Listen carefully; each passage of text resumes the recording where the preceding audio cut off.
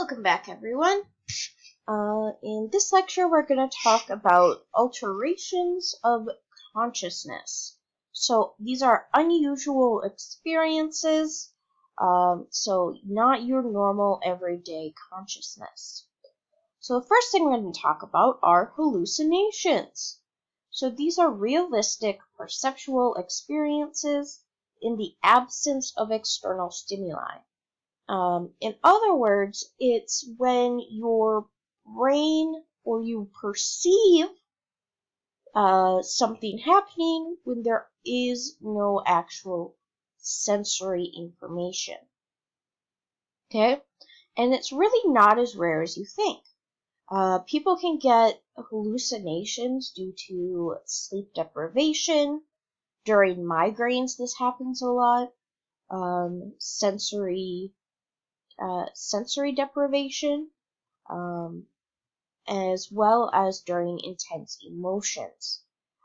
So this is where some people, while grieving, may see a loved one, and in psychology, we describe that event as a hallucination, whether or not,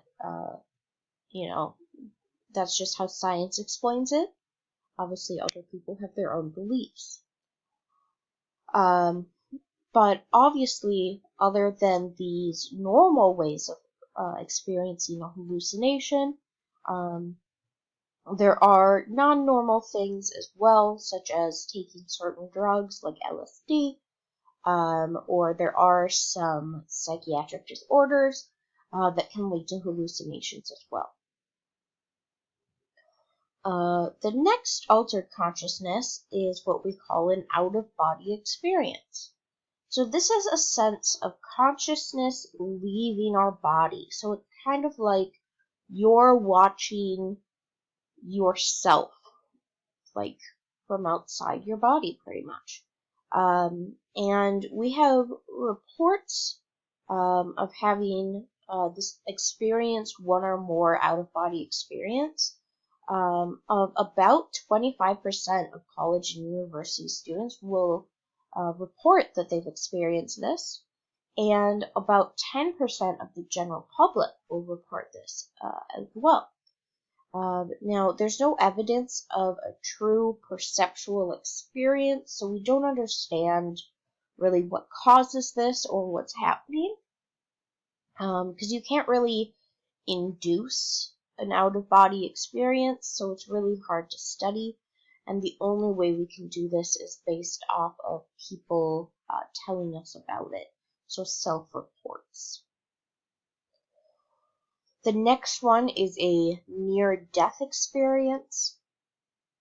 So this is similar to an out-of-body experience. However, it's reported by people who have nearly died or thought that they were going to die. So this could be like people saying that they saw their life flash before their eyes. That would be a near-death experience. Some people report passing through a dark tunnel. They may experience a very bright light. Or they may actually meet some spiritual beings or a long-dead relative that, is there to guide them. Again, there's no evidence of a true perceptual experience. In other words, there's no evidence of what's happening in the brain itself. Likely what's happening is it is some type of hallucination that's happening due to the trauma, due to the stress of this near-death experience, but we're not quite sure because, again, it's very hard to study because it's unethical to put someone in a near-death experience just for the sake of science. Now, the next one we're going to talk about is Déjà Vu. So Déjà Vu is the feeling that you're reliving a novel experience. In other words, if you're doing something for the first time, but it feels like you've already done that. This could be like you're, talking to a friend, and they mention something for the first time, but you feel like they've already mentioned that? Like you feel like you've already had this conversation, but you didn't? That's déjà vu. Now, this is something that we're actually able to kind of study a bit more. And through some study, we have come to kind of realize that the feeling of déjà vu, you tend to have it more frequently the younger you are, and then as you age, you're less likely to experience déjà vu. And some possible causes of this is excess dopamine in the temporal lobes, as well as some abnormal electrical activity is happening in the right temporal lobe itself. Now, again, we're not quite sure why, but this is what we've seen. Now, for the last one we're going to talk about, we are going to talk about hypnosis. Now, hypnosis can be a fun party trick, or if you've gone to Fringe, there's some hypnotists that are there. They're pretty cool. However, we do study hypnosis in psychology as well. So what is hypnosis? Hypnosis is a set of techniques that provide people with suggestions to alter their thoughts, their perceptions, their feelings, and their behaviors. So really, it's the power of suggestion. So a wide range of clinical applications have come up for high and medium suggestibles. In other words, hypnosis really only works for people that are highly suggestible or kind of a medium level of suggestible.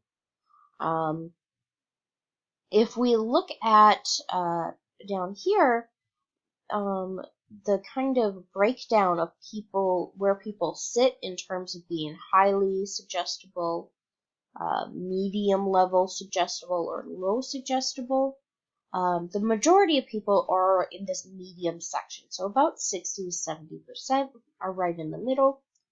And then 15 to 20% of people in the population have a low suggestibility. In other words, they're going to be very hard to hypnotize. You're actually probably not going to be successful. And 15 to 20% of people are going to be highly suggestible. And these are the people that are more likely to be hypnotized. Whereas the people in the medium category, it's kind of a 50-50 shot as to whether or not you'll be able to hypnotize them. Now, hypnosis does have quite a few myths, so let's kind of break down a few of them. So the first is that hypnosis produces a trance state in which amazing things can happen. It's not necessarily true. It's more of a state where someone is suggesting and you're more likely to recall a memory. That's usually kind of how it's used. I wouldn't say amazing things can happen. The second myth is that hypnotic phenomenon are unique. It's really not unique. You can be have a hypnotic experience without kind of meaning to be hypnotized. Also, there are, a lot of people use hypnosis, whether it's for fun, like at a carnival, or if it's in a clinical setting for a treatment of some sort, or even criminally, then sometimes hypnosis is used for witnesses to try to bring back memories of an event. Also, that hypnosis is a sleep-like state.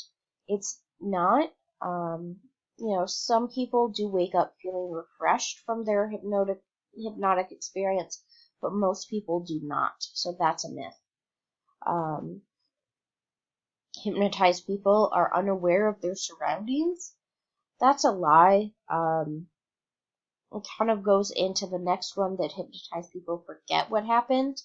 Again, that's not true. Only about 25% of people will experience amnesia or will forget what's happening during a hypnotic experience. And usually when people are under hypnosis, they're still aware of where they are. They know that they're, in a office, or that, they're aware that they're being hypnotized. And also the myth that hypnosis enhances memory.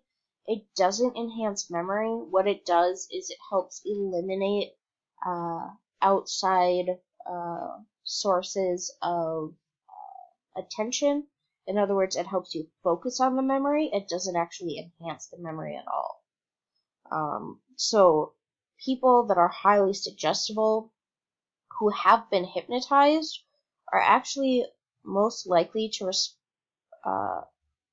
respond to false information as being a true memory, and will be confident that their false memories are accurate. So this is where you really have to be careful with hypnosis, because not every so-called memory that hypnosis brings back is actually a true memory. Because people are highly suggestible, then they will take these suggestions as being true and will incorporate it with their true memory to create a false memory. Now, there's two theories of hypnosis I want to talk about quickly. The first one is the sociocognitive theory of hypnosis.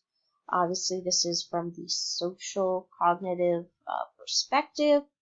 And so this is an approach to explaining hypnosis based on people's attitudes, beliefs, and expectations. So it proposes that hypnotic experiences result from expectations of people who take on the role of being hypnotized. So people's expectations of whether they'll respond to hypnotic suggestions are correlated with how they respond. So if you think you're going to be, you're going to be hypnotized like really well, then obviously you're going to respond really well. And if you're more kind of hesitant and you're like, that's not going to work on me, then yeah, it's probably not going to work. So people that accept the role of being the hypnotized participant conform to the role of a trance-like appearance and responsiveness to suggestion, whereas people that maybe are less suggestible in a clinical setting will not respond quite the same. So this theory really explains hypnosis with an audience and stuff. But one of its downsides is it doesn't fully explain the way it can be used in a clinical setting, but it is still a good theory.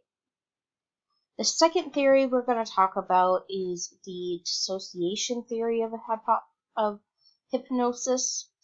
And this is an approach to explaining hypnosis based on a separation between personality functions that are normally well integrated. So it views hypnosis as an altered state involving a division of unconsciousness. So we have one stream will respond to the hypnotist's suggestions, and then a second stream, which is your consciousness, will remain in the background, but is aware of everything that's going on. So it acts as a hidden observer.